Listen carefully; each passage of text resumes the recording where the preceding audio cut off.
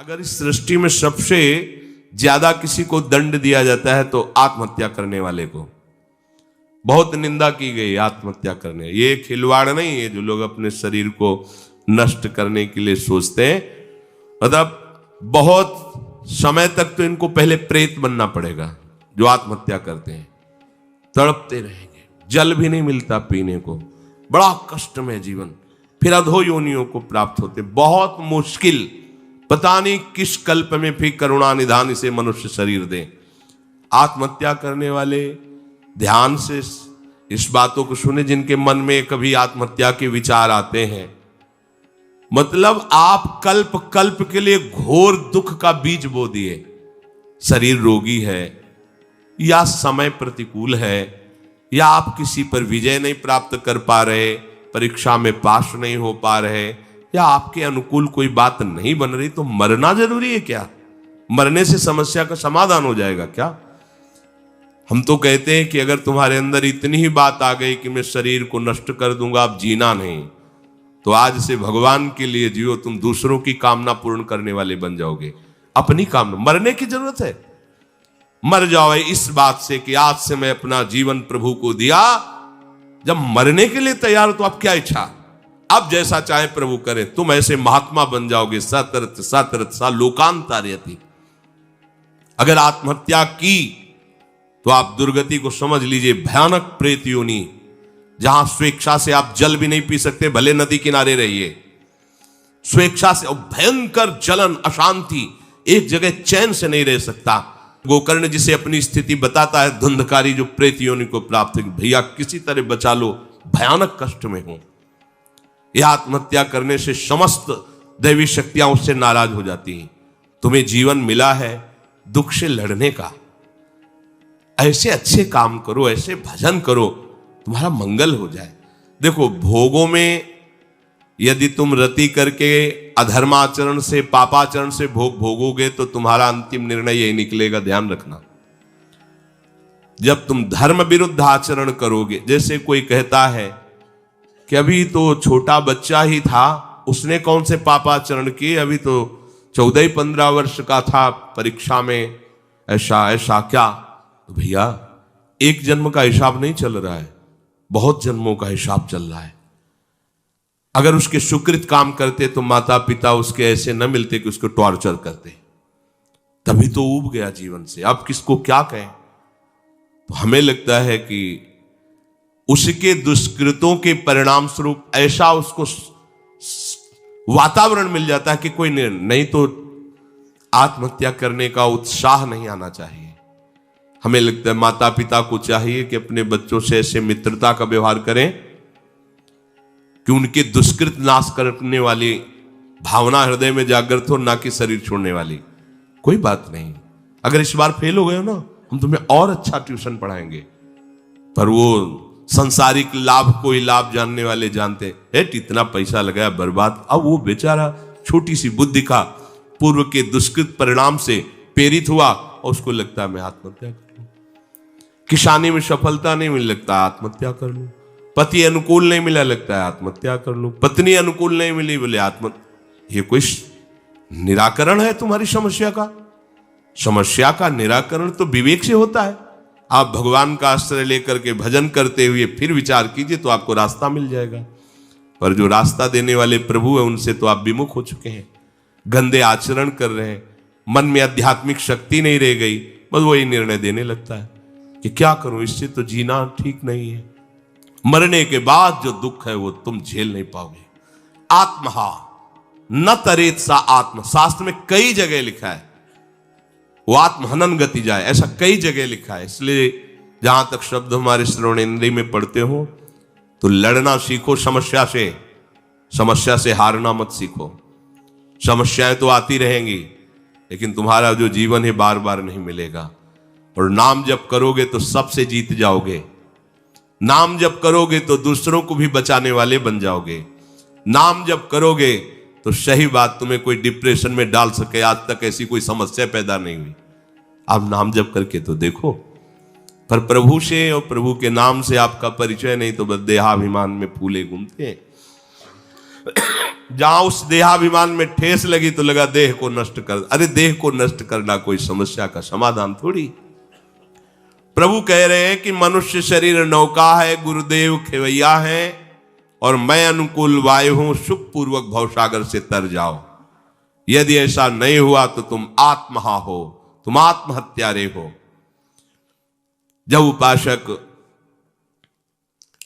अगर ऐसा मान लेता है कि हम पूर्व जन्मों के पुण्यों के फल से इस संसार से मुक्त हो जाएंगे तो असंभव। पहले ध्यान, पुण्य एक छोटी वस्तु है, संसार भयावह समुद्र है। ये केवल भगवत कृपा से, गुरु कृपा से पार हुआ जाता है, पुण्य बलों से नहीं। आज तक कहीं ऐसे इतना बड़ा पुण्यात्मा महाराज नृग, पढ़ के देखो भागवत, होश उड़ जाएंगे। 100-200 गाय हो तो बहुत ठसक हो जाती है, लाखों लाखों गायों का रोज दान करने वाला, स्वर्ण से अभिषिक्त करके उनको सजा के, और क्या क्या नहीं दान करने वाला।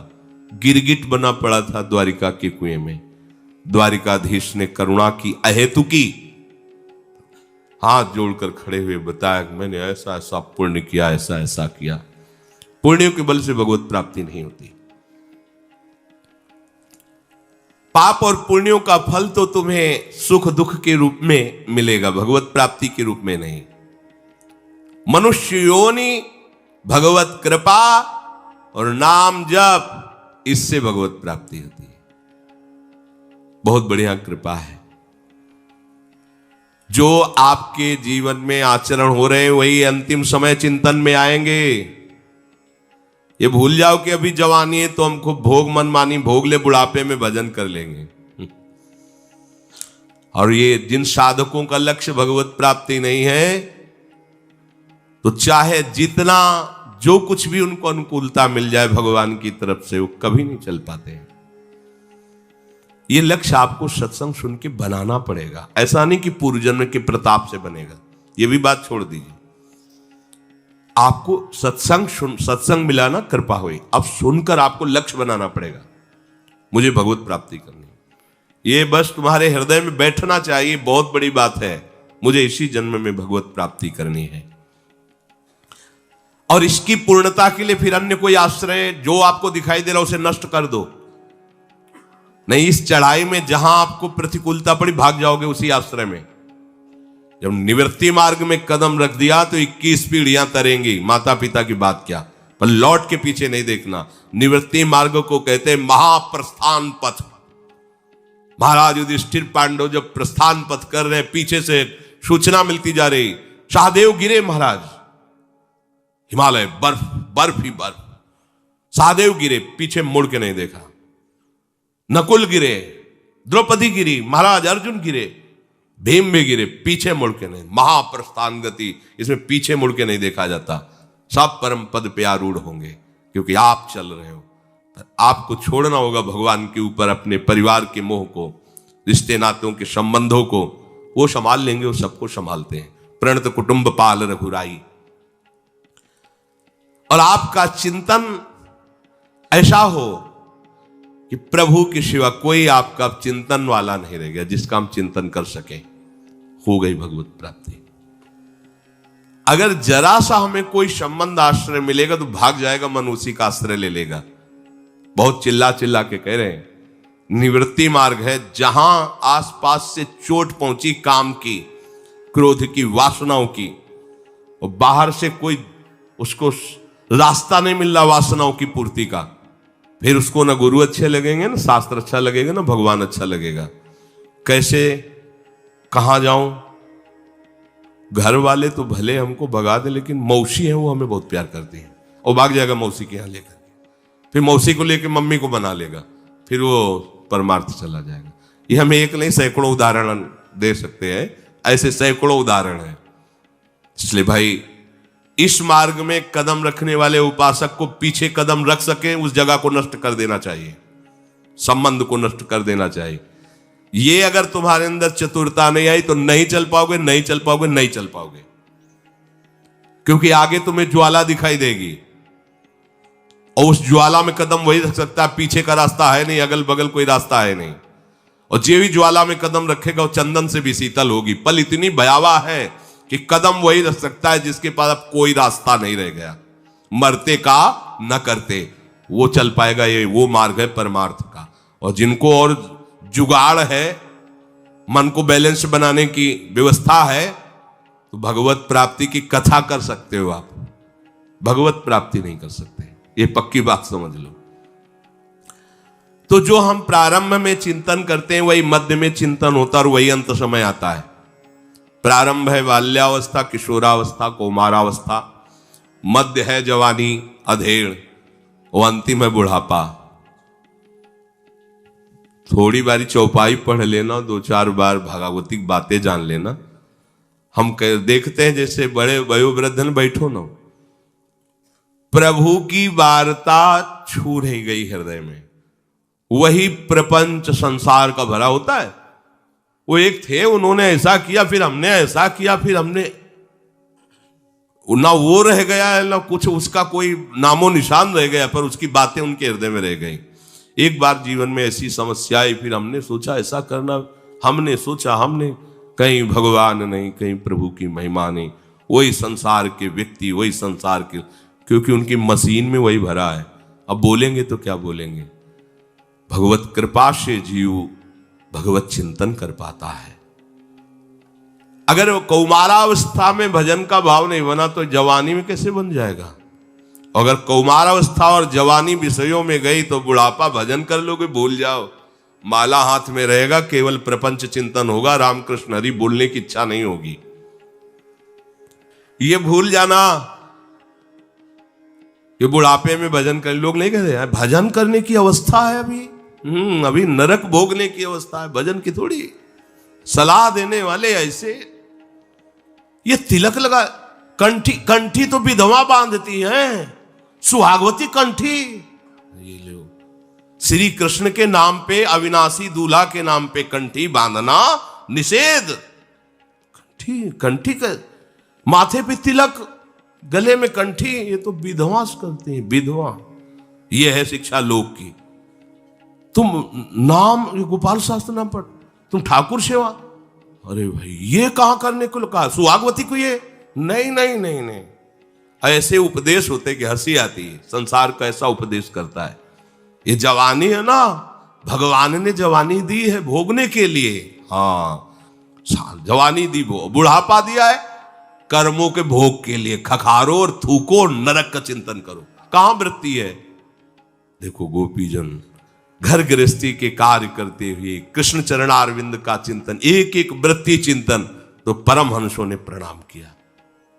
आप चाहे बाल्यावस्था को, चाहे यौवन अवस्था के हो, चाहे वृद्धावस्था के हो, आप प्रभु के लाडिले हो, प्रभु की प्राप्ति के लिए मनुष्य जन्म मिला है, आप नाम जप करो। मनसा वचसा दृष्टया गृहतेन्यैरपीन्द्रियैः अहमेव न मत्तोन्यदिति बुद्धध्व मंजसा। मन से, वाणी से, दृष्टि से केवल भजन के कार्य करो। ये संसार भी भगवान का है, इसलिए इसमें जो कार्य करते हो भगवद अर्पित करो। बड़ा सहज स्वरूप भगवत प्राप्ति है। एकादश स्कंद में 9 योगेश्वरों ने वर्णन किया कि शरीर से, मन से, वाणी से, अहंकार से, अनेक जन्मों की आदतों से, संगवश जो जो भी हो रहा है आपसे, वो सब परम पुरुष प्रभु को समर्पित कर दो। ये सीधा भागवत धर्म है। हर मिनट का कार्य आपको प्रभु के दरबार में हाजिरी देनी। आधा घंटा करो, मन से प्रभु को अर्पित करो। भले वो हल जोत रहे हो, व्यापार कर रहे हो, पोछा लगा रहे हो, कोई कार्य, शरीर से, मन से, वाणी से, इंद्रियों से, चेष्टा से जो जो हो रहा है भगवत प्राप्ति के लिए तुम्हें सहज उपाय, उसे प्रभु को अर्पित कर दो। और नाम जितना जप सकते हो नाम जपो। नाम उच्चारण करने में क्या जाता है, राधा राधा राधा, पोछा लगा रहे, जो सोनी लगा रहे राधा, फावड़ा चला है राधा राधा, जो भी, उसका फल ये होगा कि मुझसे भिन्न कुछ नहीं है, ये आप जान जाओगे। सब कुछ भगवान को अर्पित। देखो, ये अग्नि में सामर्थ्य किसी और में से नहीं। चंदन डालो तो अग्नि में, विष्ठा डालो तो अग्नि में। तुम्हारे सारे शुभ अशुभ कर्मों को भगवत स्वरूप बनाने की सामर्थ्य एकमात्र समर्पण में है। प्रभु को समर्पित होकर कर्म करो, प्रभु के लिए कर्म करो, या कर्म करके प्रभु को समर्पित, बड़ी सुविधा है।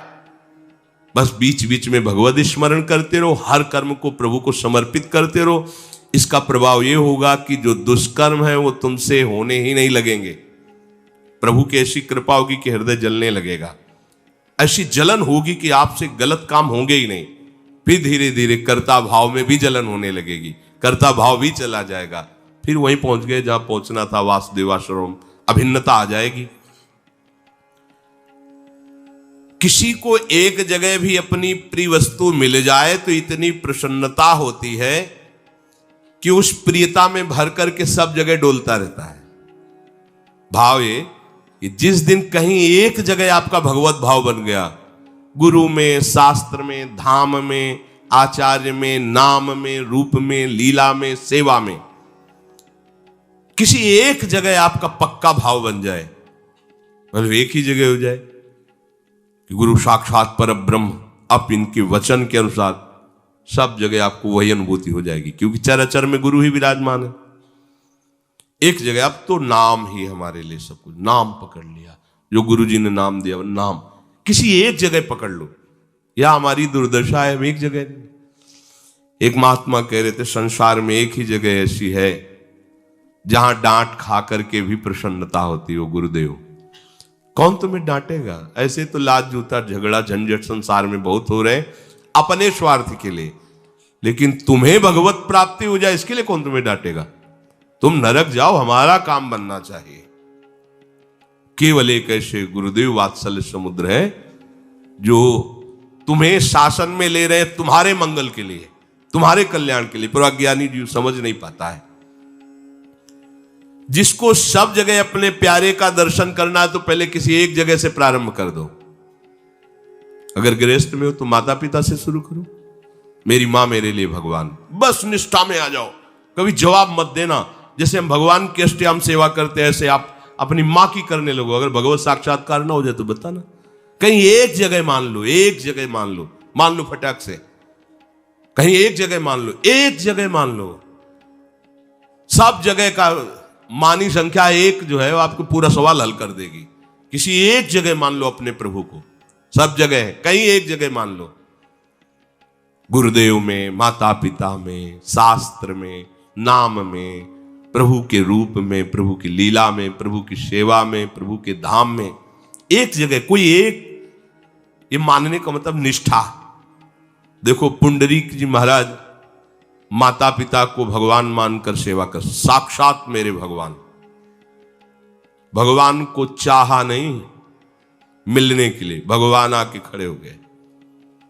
दर्शन करो, कौन हो? भगवान है, जिनकी भावना से तुम माता पिता की सेवा कर रहे हो। तो थोड़ी सेवा रह गई, पूरा कर दे, फिर मुड़ेंगे आपकी तरफ। ऐसे एक ईंट उठाइए से भगवान ईंट में खड़े। आज भी विठ्ठल भगवान, वैसे विठ्ठल भगवान आज भी खड़े। माता पिता को भगवान माना तो साक्षात भगवान आ गए। कहीं एक जगह मान लो। श्री रामदास काठिया बाबा ने अपने गुरुदेव को भगवान माना, बड़े बड़े संतों ने माना। रात में सोना नहीं, केवल भजन करना है। कोई कंबल नहीं, केवल लंगोटी पे रहना है। थोड़ी आग दे देते थे, बस आंच में समय व्यतीत करो। सर्दी में आग बुझ गई मतलब तुम सो गए, नहीं सोना नहीं। तो ऐसा कुछ हुआ कि आग बुझ गई, वो बैठे ही बैठे ध्यान नहीं दे, क्योंकि अधिक शीतलता में थोड़ी थोड़ी देर में कोयला या लकड़ी रखते रहना पड़ेगा। और ज्यादा आग नहीं देते थे, थोड़ी आग, क्योंकि तुम्हें पूरी रात जगना है, भजन करना है। कितना कड़ा शासन गुरुजनों को होता। एक दिन रात्रि में आग बुझ गई, गए गुरुदेव थोड़ी आग ले लें, आग बुझ गई। आग बुझ गई इसका मतलब तुम सो गए मतलब भजन से रहित हुए, हमारी आज्ञा का उल्लंघन किया।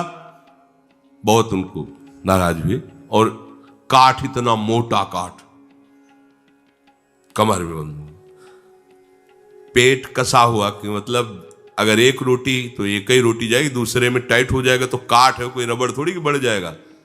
और इतना मोटा है कि बाएं लेटो या सीधे लेटो, कैसे भी लेटो, चुभेगा, लेटना नहीं।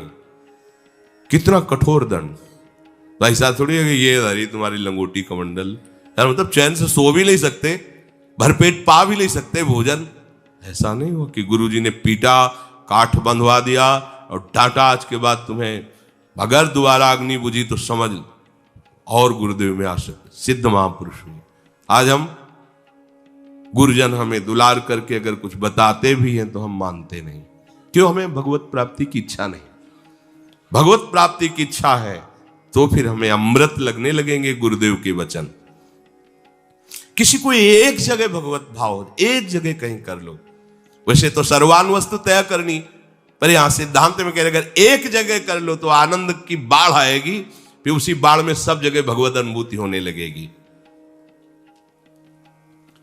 जब आनंद की बाढ़ आती है तो उसकी दशा बदलने लगती है। कभी वो चुप शांत दिखाई देता है, कभी वो नाचता है, कभी वो गाता है। वाग्गदगदा द्रवते यस्य चित्तम रुदत्य भीक्षणम हसित क्वचिच्च विलज्य उदगायति नृत्यते च मद्भक्ति युक्तो भुवनम पुनातु। जिसकी वाणी मेरे नाम गुण लीला का गायन करती रहती है, उसका हृदय द्रवित हो जाता है। मेरे रूप गुण प्रभाव लीलाओं को गाते गाते उसको रोने आना लगता है। कभी बहुत जोर से चिल्ला के रोने लगता है, कभी हंसने लगता है, कभी लज्जा छोड़कर नाचने लगता है, गाने लगता है। ऐसा मेरा रंग छाता है कि वो मेरा भक्त पूरे त्रिभुवन को पावन करने वाला बन जाता है। मम भक्ति युक्तो भुवनम पुनातु।